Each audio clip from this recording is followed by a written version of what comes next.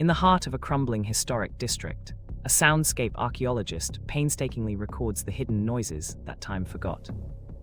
They blend field recording with archival research to resurrect vanished city sounds, turning balconies, courtyards, and markets into living audio.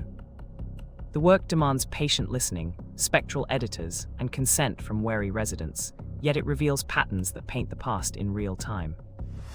Through this practice, they learn resilience and storytelling, transforming amateur visitors into curious listeners who hear history aloud.